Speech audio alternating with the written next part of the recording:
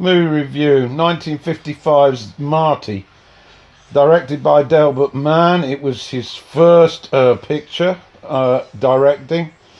Screenplay by Paddy Chayefsky, and it starred Ernest Borgnine in the lead role as Marty and Betsy Blage as Clara. There's also this movie was tremendously successful. It received a number of nods at the Oscars.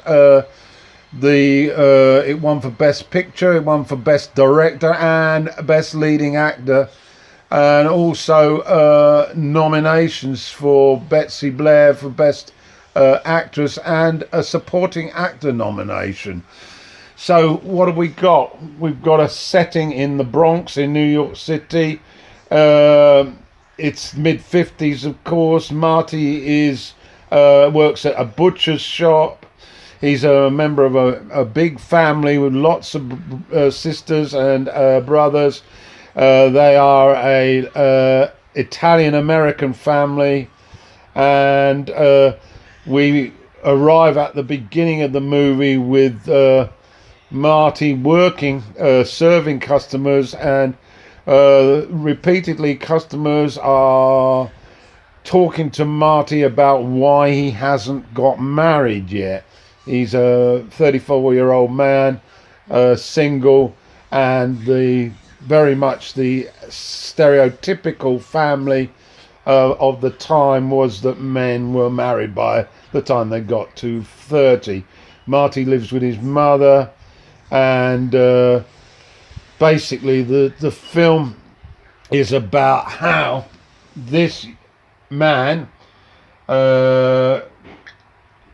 basically goes through life, and in the early stages we see a picture of him working hard, but in his leisure time he is still caught up with his loser friends who are going out trying to seek out the opposite sex and find a partner, and it's all to no avail.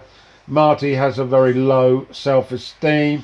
He considers himself to be ugly, unattractive, and he's lonely, and he has almost given up the task of trying to find a girl suitable for him. Girls that are unattractive are described as dogs, and the discussion with his peers, it very much falls into a typical peer group discussion, describing women either as dogs or in the superlatives, highly attractive, very beautiful, basically focusing on the sex. So what do we have? Well, we have about as the film develops,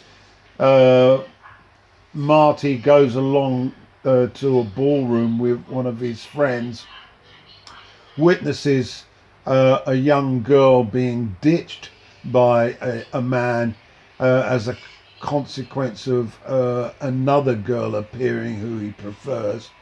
And Marty takes pity on this girl and seeks her out and starts a sort of dialogue with her based on the fact that he's a misfit as well, and that they're a pair well matched. This then promotes a highly receptive relationship on the date, where Marty changes rapidly from being a poor person with self-doubt, inhibitions, and he becomes super confident, very talkative, and very empathetic. It's a transformation, really, being with this young girl, Clara, played brilliantly by Betsy Blage. Then we have the response from friends and his mother and others that this girl isn't right for him, that she's not attractive enough, and that he should get back out there and find something better.